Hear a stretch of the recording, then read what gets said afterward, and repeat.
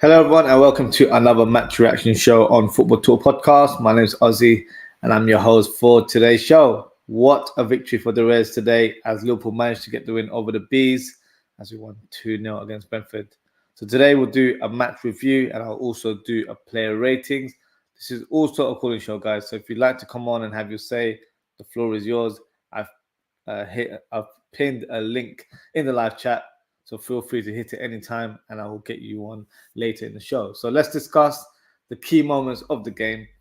Brentford definitely started the more aggressive team in the first half. They showed a couple of moments through Wissa, who was pressing and attacking the channels with purpose, but wasn't able to produce any end product. For me, Liverpool started the game really flat and the atmosphere kind of represented that as well. It was a strange atmosphere within the crowd. I'm not sure what to make of it. Were the fans nervous? Not too sure. Some fans might not be excited by slot ball. So make of what you will. Me personally, I'm enjoying this new type of football. We don't need to play a game 100 miles per hour just to get a win. We're a lot more controlled, a lot more measured, and I'm all for it. But in terms of this game, I think we lacked a bit of urgency from an attacking point of view in the first half. But having said that, our first attack led to a goal in the 14th minute. Salah starts the attack from his own half after a corner kick. Jota drives with the ball and releases the perfect through ball towards Luis Diaz, who's through on goal and smashes the ball into the back of the net with his left foot. And what a finish it was for the clumsy winger. Now, to all those fans that want him sold and have him replaced by Anthony Gordon, where are you guys? You really think Gordon is ahead of Lucho? If you do, that's on you. If that's what you believe. But in my opinion, Luis Diaz is going to cook this season. Mark my words. Clip this if you completely disagree. Save it as a receipt. I stick by what I'm saying. He's going to have a fantastic season for the Reds. Once we scored a goal, the team looked a lot more comfortable in possession. The crowd were a bit more vocal and increased the tempo in terms of our level of play, which is what I wanted from the start. But overall, it was a good first half. The team were in control and we never really looked like we were going to concede. And that good form certainly continued into the second half. Second half, Liverpool were the better team in terms of the output. They were more aggressive and on the front foot. Robertson was so close to scoring in the opening minutes as Jota improvises with an overhead kick pass that leads towards Robertson on that far post. He applies the header. Fortunately, it hits the goalkeeper right in his face. Almost knocked him out, to be fair. But Brentford produced their best chance of the game as Collins has a header from a corner kick. And to be fair, Alisson produced a very important save as it was point blank range to deny the defender.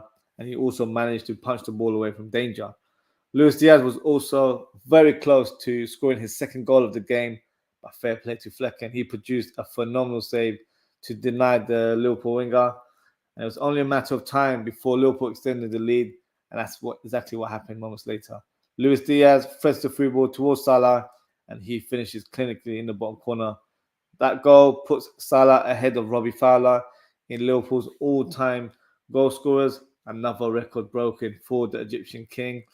Liverpool made some wholesale changes just after that goal as Diaz, Jota and Trent were substituted for Gakpo, Nunes and Conor Bradley. Now, I'm sure a lot of us noticed Trent's reaction about being taken off. And to make it worse, Arne Slot had to sit next to him in order to calm him down. Now, Once Arne Slot walked away, Trent was rolling his eyes and looked really peed off. Even after the game, he still had a straight face, and Jota ran over to him to try and grab his face to make him smile. Look, I don't want to make a big deal out of the situation, but that is a slight concern. It could be a couple of things. It could be where he thought he was having such a great game that he couldn't hide his emotions about getting substituted. And I get it. We've all played football. We've all been in those sort of situations. It's a fair enough point.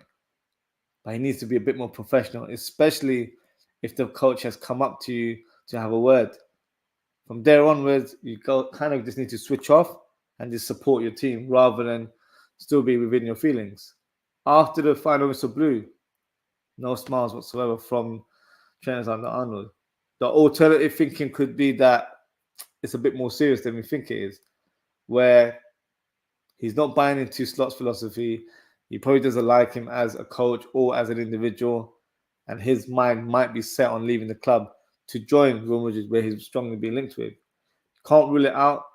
I actually thought it was good management from Arne Slot. He took off 5 players in this game and brought on players that didn't get much game time last week, with the likes of Nunez, Elliott, and Endo. So the substitutions that were done, for me, were done at the right time and allowed other players in the squad to get some minutes under their belt. So for me, this is something Trent needs to get accustomed to. You can't throw your dummy out of the pram just because you've been substituted. Now, let me put it into perspective. If he was playing for Real Madrid, do you think he'll never get substituted? Of course not. It's part and parcel of the game. So hopefully, we'll just take it as frustration today that he didn't want to leave the pitch because he thought he was having such a great game. But if this continues, it kind of paints a picture for us that he no longer wants to play for the club. Now, I've seen some fans on social go a little bit dramatic and say, we need to sell him because he's not showing the right attitude. Calm down. That's all I got to say. If you've played football, you know emotions run high sometimes. So it's possibly a one-off. But, you have to analyze the situation. And because of the club, in terms of not negotiating an extension for him and leave it until the final year, it creates a situation where the fans are on edge and the player might be feeling the same as well. So there's a lot of uncertainty within the club and it needs to be addressed soon. And I think the sooner it's addressed, the better. If he does want to stay at the club, contract needs to be wrapped up very, very soon. And that goes along with Van Dijk and Salah. But let's see. We'll see when that time comes. But back to the game. Gakpo almost made it 3-0 with his thunderous shot that clips the top of the bar. And that was kind of the last attack towards the latter stages of the game. And it sums up the game altogether. Fantastic win for Liverpool. 2 wins out of 2 games. Another clean sheet, which is so refreshing to see. And we've got a big game coming up next weekend as we face Manchester United. And if you ask me, I'm very confident about that fixture. So that's my match review. Let's do the player ratings. If you'd like to come on and have your say, hit that link that's pinned in the live chat and I'll get you on very shortly. Just got a couple comments here from Richard. Big up Richard as always. He says, good evening, Ozzy. Assalamu alaikum. Welcome assalam to you as well, Richard. How are you and how is your family? All good, thank you. Thank you for asking. Liverpool 2, Brentford 0. Diaz Salah, next game, Man United. Still need investment. Totally agree, Richard. FSG out. Share, subscribe, comments. Many thanks. Appreciate your support as always, Richard. And also your second comment is, we stand with the Muslim brothers and sisters around the UK. Free Palestine, end hate, end racism, respect, love, diversity. We need, and to conclude in terms of Liverpool terms, we need some players in the right area. Well, appreciate your first comment there. And you've always expressed your views with regards to that. So it's very much appreciated. In terms of Liverpool, yeah, we need to address a lot of areas. Will it get addressed? Richard, I'm not too confident if I'm being brutally honest with you. 5 days remaining, the transfer window closes on Friday. I've not got any inkling in terms of players being linked with the club. I feel like they probably look at the starting lineup, they look at the bench and they think it's a strong outfit. So we don't need to add further reinforcements. As fans, we know how the game is. You need to have a big squad in order to compete in all cylinders. And right now, the squad has good quality, but it's a bit thin, especially if 1 or 2 players get injured.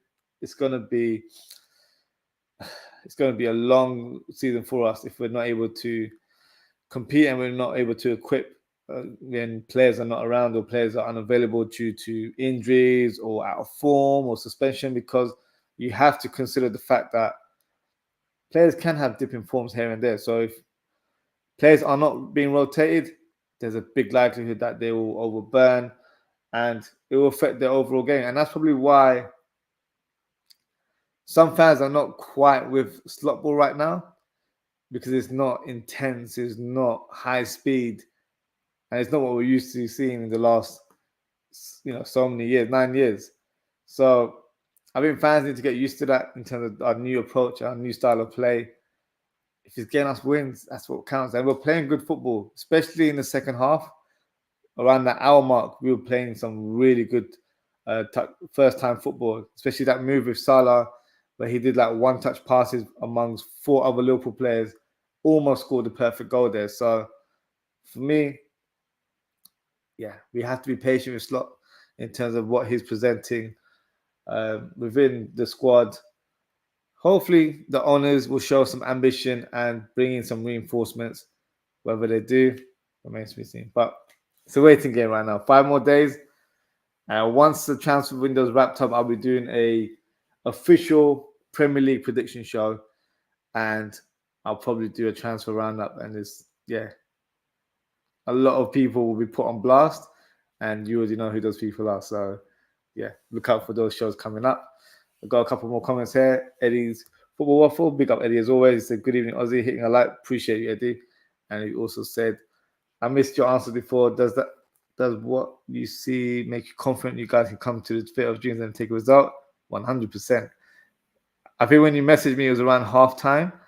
So at halftime, I would say we were in control of the game, but we weren't really playing a high tempo game. We were quite flat, if I'm being honest. Second half, we switched it up, just like the Ipswich game. We really stepped up in the second half.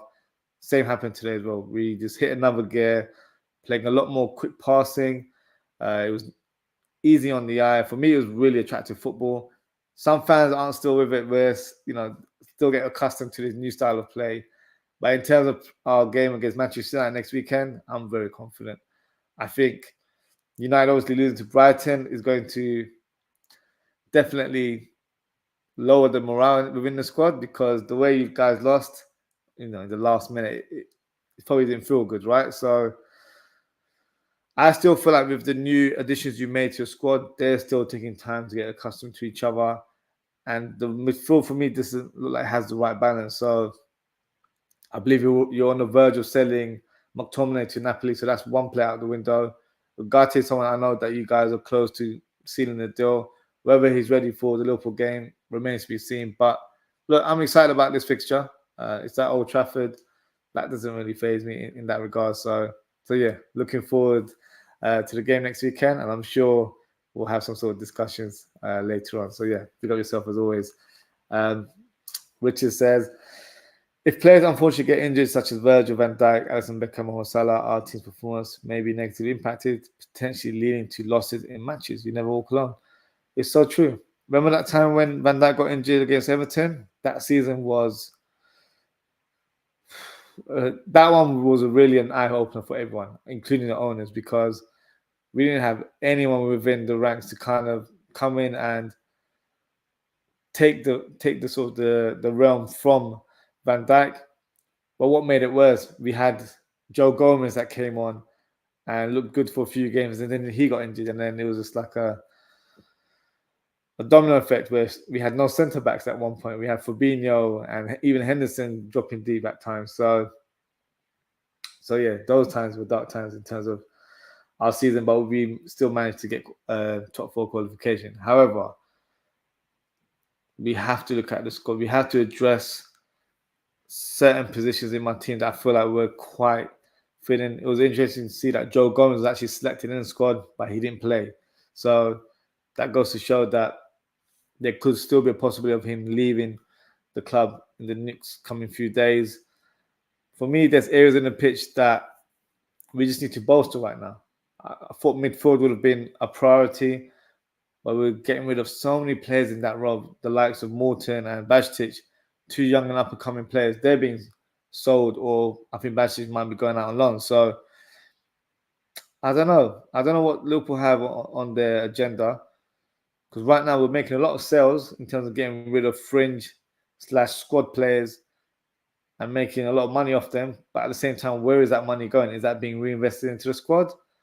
Because the names you mentioned there, if they were to get injured, we don't really have adapt quality to manage games without them. Like Van Dijk, I think we're better in a better position now than we were when he got injured all those years ago.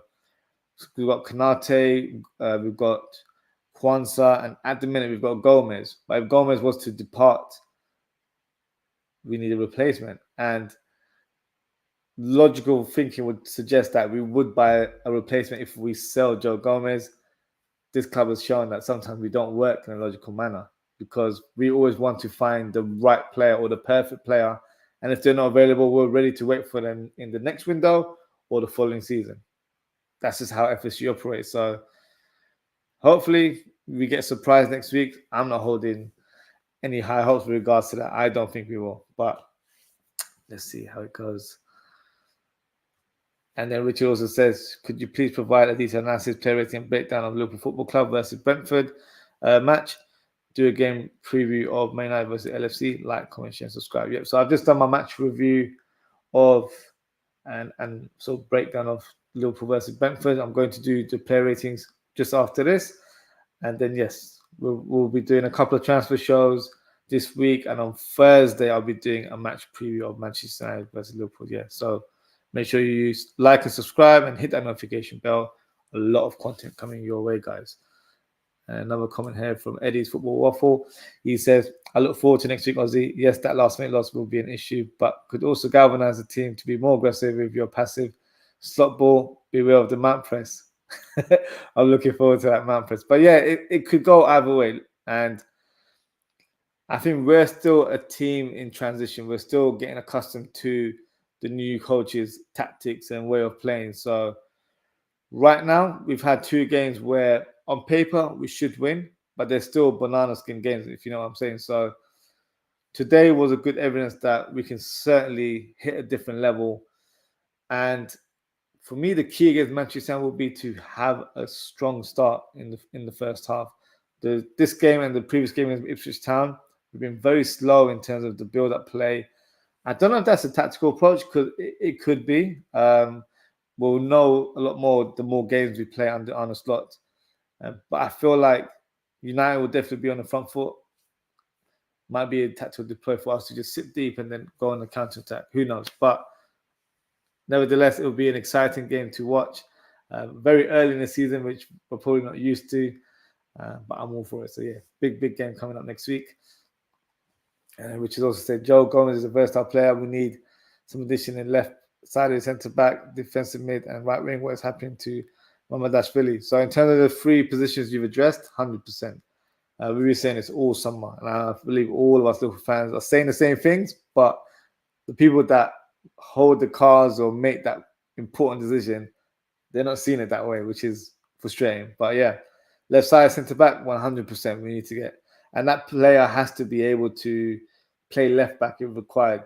We're currently being linked with Hincapi. For me, he'd be a fantastic signing. And I think he's available for around £40 million. So it's not that expensive. We've sold Carvalho and Sepp Vandenberg for a combined fee of, is it about 50 million? So that should pay the bill, right? Quick maths there in terms of like adjusting the numbers and getting players in. But will the club do it? Who knows? In terms of the Mamadashvili deal, it's not been made official, but from what reliable sources say is that the deal's pretty much done. But he will be loaned out to Valencia for another season instead of coming to the Premier League at Bournemouth. I would actually prefer for him to come to Bournemouth, just so he would have been more accustomed to Premier League football. But he's still playing at La Liga, still a high level playing league, so it's not a big issue. So he'll be there for another season. Whether they make that announcement official, I'm not too sure. But from what I've heard, it's a done deal. It's a 30 million plus 5 million add-ons. So Alisson's actually come out and said that he was aware of the Mamardashvili approach / signing before everyone else heard it. So he was part of the process, or shall I say, he was made aware that they're trying to sign an up-and-coming goalkeeper, and he was saying, he's all for it because the club do need to recruit for the long term because not everyone's going to be here forever. So for me, that would indicate that Alisson may potentially stay, and it would be Kelleher that departs next season. That would be my understanding as it stands. So yeah, I'm all for that. That's not a bad thing. Kelleher is going to leave at some point. He wants to be first choice keeper elsewhere, and rightly so. He's been a number 2 for quite a number of years now. So yeah, let's see what the future holds. But as smart of a signing that is not a signing for right now. That is a signing for next season. That's the long-term signing there. We need reinforcements, we need additions right now in this current squad. So there's no point of thinking that far ahead. If you're not resolving the issues right now, we might be in a worse position going forward. So yeah, not really smart business for me in terms of how FSG are operating right now. But let's see. Which is said, we still need to talk about the hierarchy of FSG, Richard Hughes and Michael Edwards. Once we get clarification of what happens in the transfer window, we'll definitely address it in a more detailed show because I'm giving them 5 days to sort it out. I'm giving them the benefit of the doubt that the window hasn't closed yet. So things can happen in the next few days. Whether it does, who knows? But once the fire settles, then I think we can discuss it with a bit more of a calmer head and a bit more calculated. Because right now, I'm a little bit annoyed that we haven't really signed any additions to the squad. I'm not asking for 50 million or 100 million pound players. I'm just asking for areas in the squad that are either gaps within the team or we don't have enough strength and depth in the squad. Those are the positions that need to be addressed. And right now, we haven't done it. So let's see how it goes. Richard said, Bravo isn't a number 6 or DM. We can't tackle and can't do the dirty as a midfield. He's a number 8 or a number 10 type player. For me, I wouldn't classify Gravenberch as a number 10. I think he is a number 6 / number 8.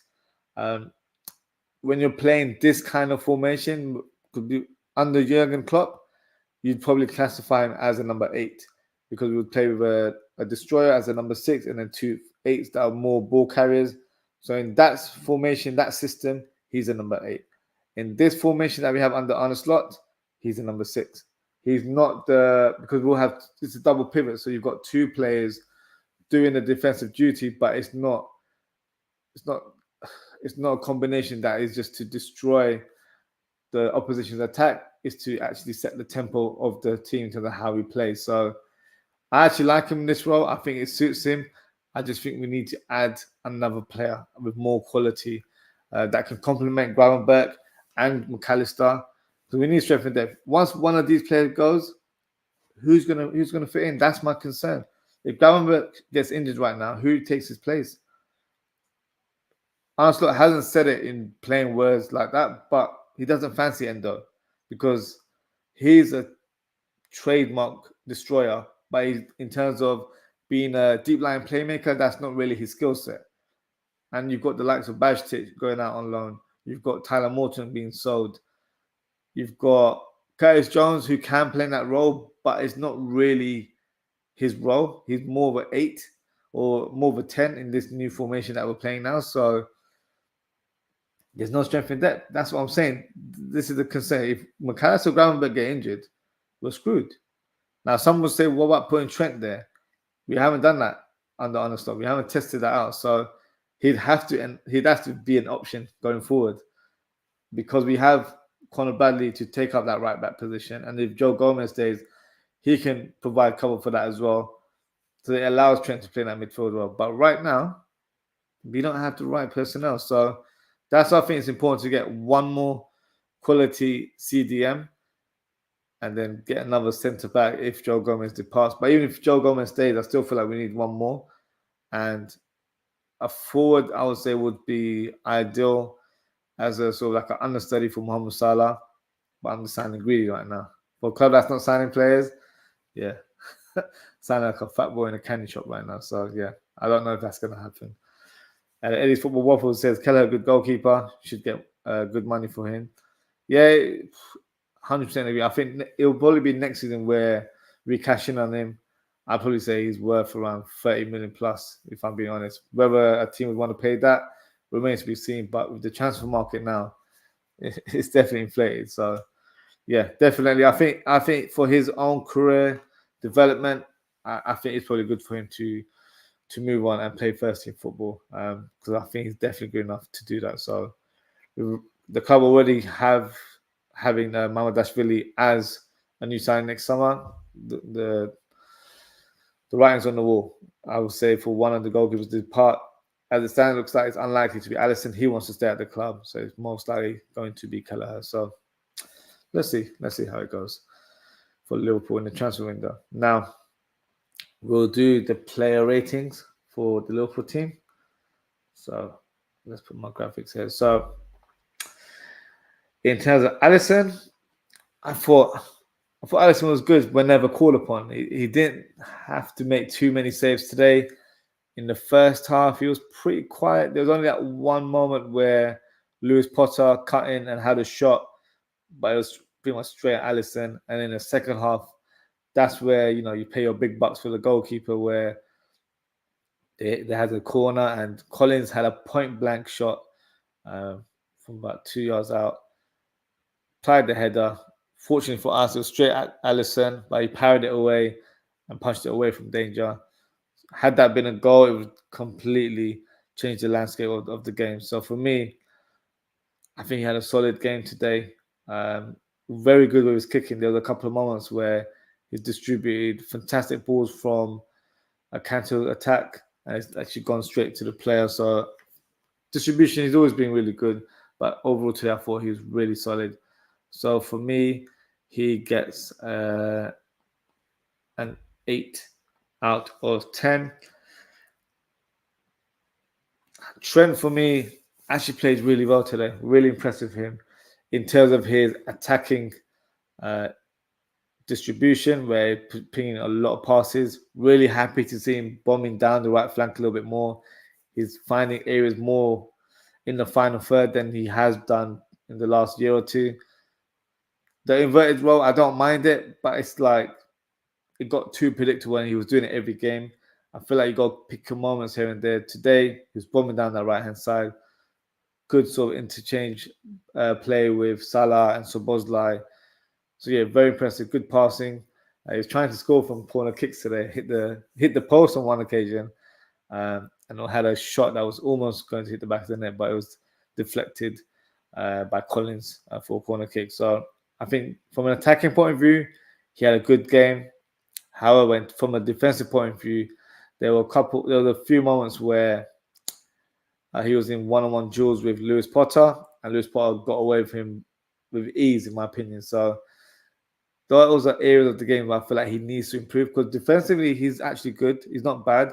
People make it seem like he's on B-Tech level of a defender. He's not. He is a good defender.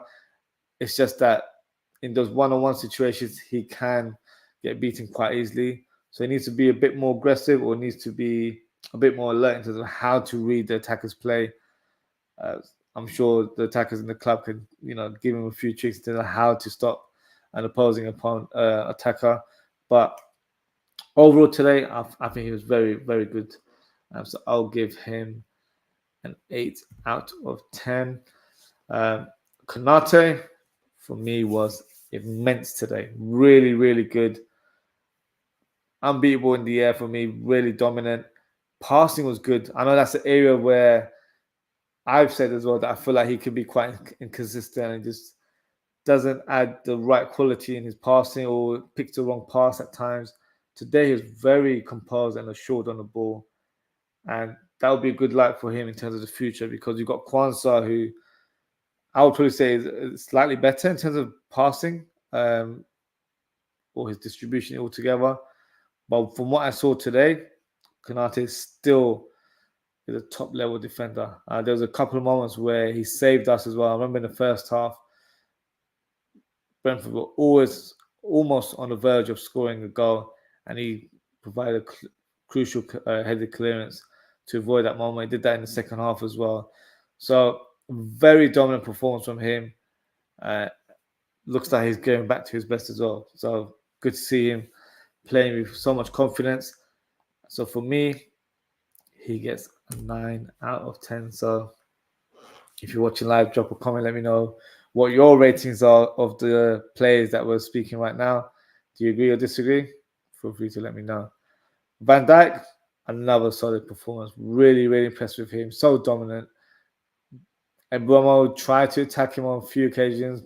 Didn't get any luck. What impressed me was his passing. But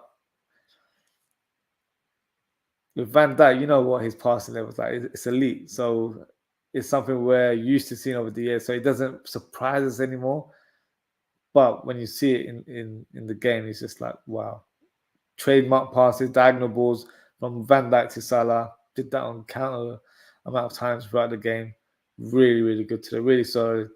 I think I'm just going to give Konate the edge in terms of rating because I think Konate, from a defensive point of view, really stood out and made crucial clearances that, for me, just edges the score ahead of Van Dijk. So Van Dijk, for me, gets an 8.5 out of 10. Robertson was very good today. I was very impressed with his performance today. I noticed in the first half he inverted slightly, so it felt like we formed a bit of a back three, and he looked very comfortable there. What impressed me today the most, and I've said this quite a few times, probably in the last 12 months, is his relationship with Luis Diaz on the left flank. There doesn't seem to be any sort of cohesion with each other, and they haven't really understood each other's game or their movement on and off the ball. Today, I saw traits. There was a couple of times where they were doing slick passes around each other, 1-2s, and I'm so sure that Arne Slot has identified, and it's probably something they've worked on in training, because in previous games, because of their sort of lack of understanding to how they play, there's been a lot of breakdown on that left flank, and then that's led to counterattacks coming through that side as well. So today, I think defensively he was very, very good. Helped out Van Dijk at times when Bremer was attacking that channel, and almost scored. He had a shot in the first half, which was saved by Flecken, and then the second one was a header, which pretty much hit Flecken straight in the face and almost knocked him out. So yeah, he could have gotten the score sheet today, but that's not going to determine his score today. So for me, I'll give him an 8 out of 10. Gravenberch, for me, another stellar performance from the young midfielder. I'm very impressed with how he's playing. Not hugely surprised, because I've watched him over the years at Ajax. I know what he's capable of, but it's good to see him doing it in a Liverpool shirt. And I feel like he's really showing his potential now. And long may it continue, especially if we don't sign any new midfielders. He's got a big role to play for this team going forward.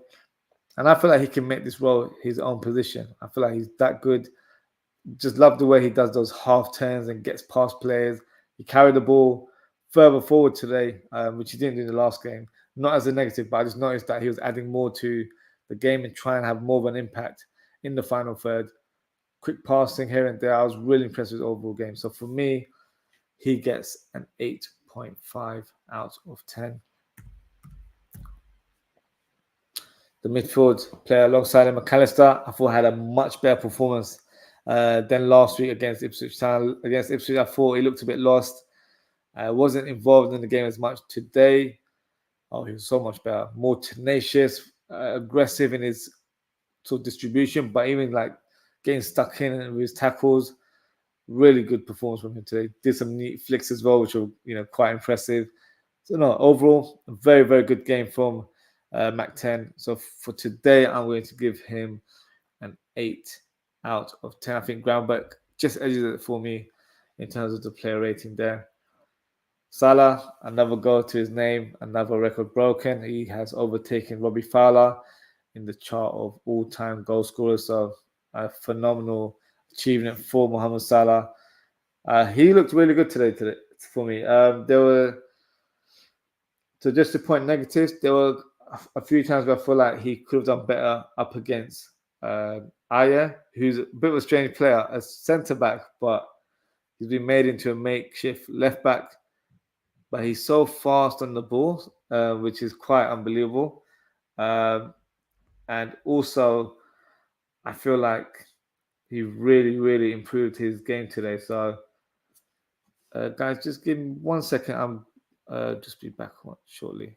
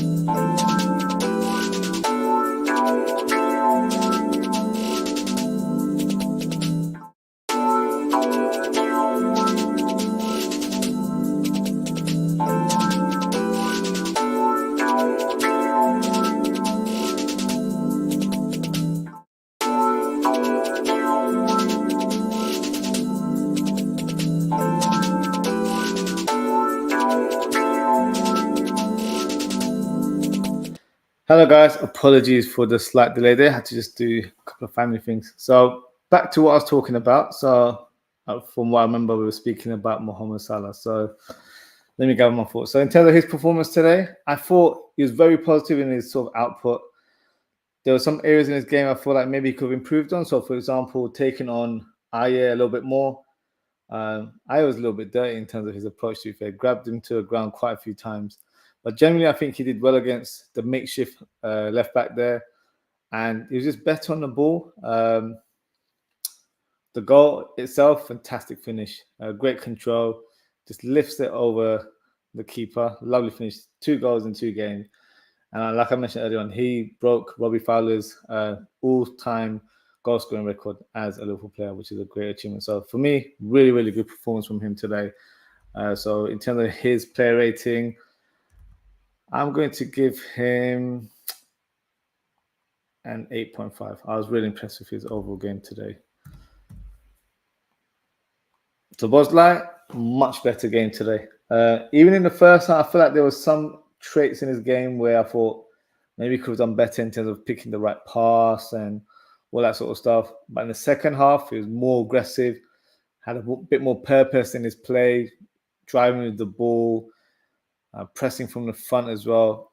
And I feel like with this new number 10 role, he has to have a mindset as a striker, because technically he's a second striker now. So I feel like there has to be times in games where he needs to be a tad bit more selfish. So I'll give you examples. There were a couple of times where he drove with the ball, applied a half-yard touch, and then had the opportunity to shoot.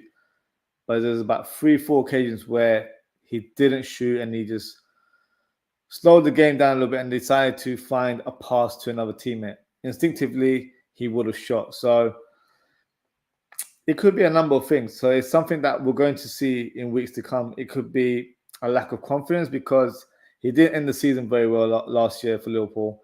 And I feel like he's still finding his form, finding his rhythm again. Injuries hasn't helped with regards to that as well in the last few months. It could be a tactical approach from Arne Slot, where he's probably asking Szoboszlai and the rest of the guys from the attacking third to be more sort of possession football, pass around them, or like kill teams with passes, rather than playing through balls, hoping it gets to another player. Be a bit more precise and be sure that that ball is going to lead to something. So it could be a complete tactical approach from Arne Slot, or it could just be where Szoboszlai is still adapting to this new role, and he's still trying to find the right balance of when to shoot and when not to shoot. So it's up in the air in terms of what you think. So it could be due to form, where he's still trying to find his form, or it could be a tactical approach. So yeah, let me know what you guys think. But I think today he was really good. And long may it continue. If he plays in this manner, I feel like he's really going to flourish in this team. I think playing this more high possession football suits his ability, because he's a technical player. I feel like under Jurgen Klopp, and this is no disrespect to our former gaffer, he was playing 2 roles, maybe 3 roles at once, where he was basically an upgrade to Henderson. So in the Henderson role, you end up doing more work off the ball rather than on the ball. And I feel like that really hampered his development. So he'd play as a right-sided 8, but he'd be a right back at times, or sometimes he'd be a right winger. And then he'll still have to do his centre mid responsibilities as well. So yeah, so it's one of those things. And I'd probably say he's still trying to find that balance, because there's traits in his game where he's over aggressive and he's running ragged. He's running everywhere to try and make an impact. He needs to be a bit more calm, a bit more measured. Use that energy to purpose rather than just doing it for the sake of it. So I'm expecting a good season from Szoboszlai going forward. Today I was very impressed with his overall performance. So in terms of his rating, I'm going to give him an 8 out of 10. Just like his shirt number there. Luis Diaz. What a performance from Lucho. I'm trying to think, what did he do well? What did he not do well? I feel like he did everything. The only thing that I'd probably say that he probably should have scored that shot in the second half, which Flecken saved, but it was still a good shot. It was just I would say that was evenly matched as well. So I think his overall game was fantastic today. Really, really good on the ball. He wasn't overplaying it because sometimes Diaz can overplay in terms of doing too much skills or trickery on the ball, and from there on the pass that is supposed to happen just fades away. Today he was more calculated. Like I mentioned earlier when I was reviewing Robertson, his relationship with the left back is improving. He's finding the right passes. He's cutting in field at the right time when it needs to. He got a couple of free kicks as well. I thought he was so good today. His goal, lovely strike. Yes, he's through on goal. You're expecting him to score. Well, there's been occasions where he's missed chances like that as well. So I just feel like this is a season where he's going to cook. I truly believe that. And I hope once the window closes, the benefit of that window closing will be that I don't need to hear anything about Anthony Gordon again, because that train, or that groovy train, whatever you want to call it, is still rolling around within the fan base, because fans are still saying, oh, we need to get Gordon, we need to get Gordon. Why? We don't need to get Gordon. We've got Gakpo and Diaz, who are good quality on that left wing. I truly believe it, because even when Gakpo came on, it's like the good thing about this team that I've noticed as well, everyone knows their role. There's no like grey area. They come in and they do what they need to do. And that comes from the substitutes. When they come on, they know exactly what they need to do. Gakpo left off what Diaz was trying to do and almost scored himself. So, look, I was very impressed with in terms of how he played overall. So for me, phenomenal performance. What can I give him as a rating? I will give him, I wouldn't say it's a perfect performance, but it was a phenomenal performance. So I'm going to give him a 9.5 out of 10. And the final player in the starting lineup, Jota. I think Jota had a decent game. I feel like he wasn't involved as much as I would have liked him to have been. Obviously, he provided an assist for Diaz, which I thought was... these players make things look very easy, but the way he dribbled with the ball, the way he timed his through ball, he waited for Diaz to make that run before he just threaded it through. Because sometimes what players do, they'll make that run and they expect that player to just go. But he waited. He wanted to make sure that the pass that I'm going to apply right now is going to find Diaz. And that's what he did, because he was driving with full speed with the ball. And in the last step, he was calculated, and then boom, lovely through ball, and Diaz did his thing in the end. So that was a great moment there. But I feel like we see a bit more from Jota in terms of the build-up play, getting involved a lot more in terms of the final third, and be a bit more braver inside the box. But look, I'm so pleased that he's injury-free right now, and hopefully, if he stays like this, yeah, we're going to score a lot of goals, because the balance between Salah, Diaz, and Jota, it fits perfectly. It's a great balance. They can all interchange as well, especially Jota. He shifted over to the left quite a few times, and Diaz came in field. So I feel like it's going to be very impactful in terms of how the team plays going forward. So for me, I'm going to give him an 8 out of 10. Just trying to see if my ratings are... I'll stick with my ratings. So let me know what you guys think in terms of the ratings. Have I given a low rating to some players, or I've gone a bit trigger happy and giving someone a bit too much of a higher rating? Drop a comment, let me know. Obviously, it goes without saying who the man of the match is right now. And it is... I don't make man. There we go. Luis Diaz. He is my man of the match. So, yeah, drop a comment, let me know what you guys think. Now, in terms of the subs, we can quickly speak about them as well. Not a lot of them played a huge amount of minutes, but it's customary to do it, so we'll speak about them now. So, in terms of subs, we have Gakpo that came in for Luis Diaz. There you go. And then we have Nunes came on for Jota.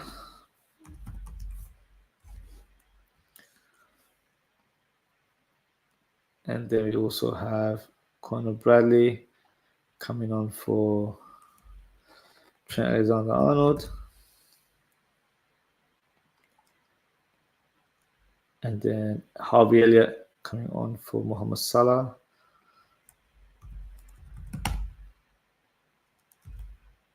And then the final sub was Endo on for Gravenberch. Okay. There you go. Okay, let's start with Gakpo. I definitely feel like he came on and had a very positive impact.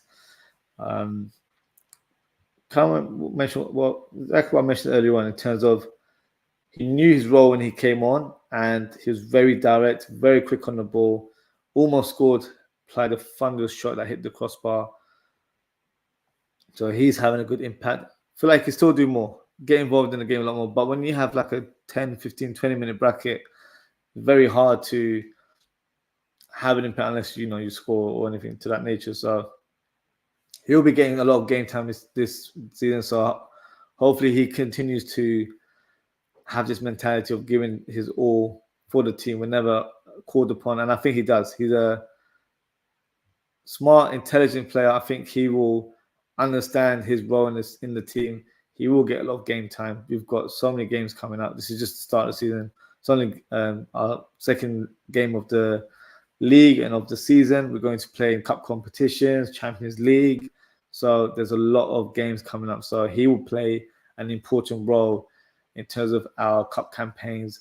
So yeah, looking forward to how he does this season. So for me, I'm going to give him a 7 out of 10 for his rating. Darwin Núñez, I wasn't hugely impressed, if I'm being honest, guys. Just some food for thought. I don't think he suits slot ball, if I'm being brutally honest. I don't think he has the intelligence in terms of the know-how, when to move and when to attack the channels. His biggest problem is staying onside. He was offside on 1 or 2 occasions when he came on as well. And to have a player that's known to be chaotic, I don't think it aligns with Slot's type of way of playing football, which is calm, measured, collected. It doesn't align with Núñez as a character and his way of playing football. So I don't know. I feel like he's going to be used more of an impact player rather than a starter this season. Obviously, if there's injuries, then he'll probably start games. But I don't think Slot sees him as his go-to guy. I think Jota is the one that he really has high hopes for. And look, touch wood, I'm not trying to jinx anything, but if Jota wasn't available for a game for whatever reason, I think Gakpo will start ahead of Darwin Núñez.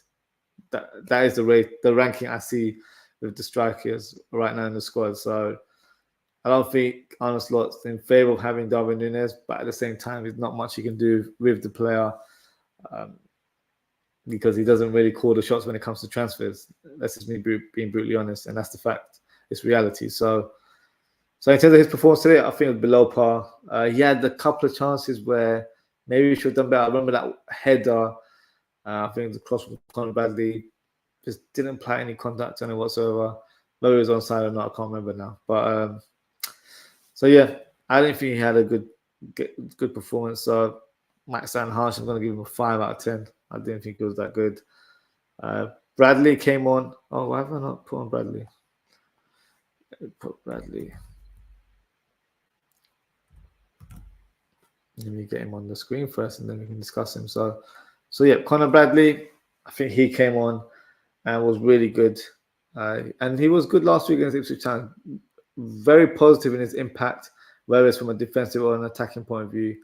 So yeah, I was really pleased with how he performed today. So for me, he gets a 6 out of 10. Actually, not a bit more higher than that. I think 6.5 out of 10 seems about right. I don't think it was as impactful as Gakpo. I think Gakpo was a bit more direct and had a bit more purpose, whereas Conor Bradley was doing end-to-end stuff. But yeah, I think Gakpo just edges him slightly. In terms of the next player, Harvey Elliott, he didn't really have much time to have an impact. I think he came on the 82nd, 83rd minute, so probably played about 10 minutes. Took over Salah's position in the right wing.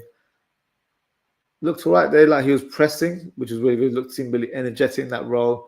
I do feel like that is going to be the position he will play this season more than the number 10 role. I know a lot of fans are saying, he looks like a natural 10, which I feel like he does, because he's got a very interesting skill set in terms of his passing. He's got that killer instinct in terms of the final ball. So he will be very sort of impactful in terms of how he plays. But I feel like the way Mohamed Salah's playing right now, he's not playing like a out-and-out winger attacking the byline. He's coming in forward, being a bit more of a creative player. So I feel like Elliott can learn that sort of type of game from Salah, and he can definitely be an understudy for Salah. So that might be the club's thinking, where we don't need a right winger. We've got Elliott to be the understudy. But then there's other gaps. Then who's the backup for Szoboszlai? Because on paper you say Jones, but then who's the backup for our number 6 position? So it's like a merry-go-round. Like when you shift one player to another, there's gaps. So we don't have enough players in the squad, in my opinion. But back to Elliott, I think he had a decent impact when he came on. Not enough to have a good score. So I'll just give him a 6 out of 10. And Endo, he literally came on for about 5 minutes. Don't remember him touching the ball, to be brutally honest. So I'll just give him an average score, and I'll give him a 6 out of 10 as well. So yeah, that is the rating of the subs. Drop a comment, let me know what you guys think. And that is it for today, guys. Thank you so much for tuning in.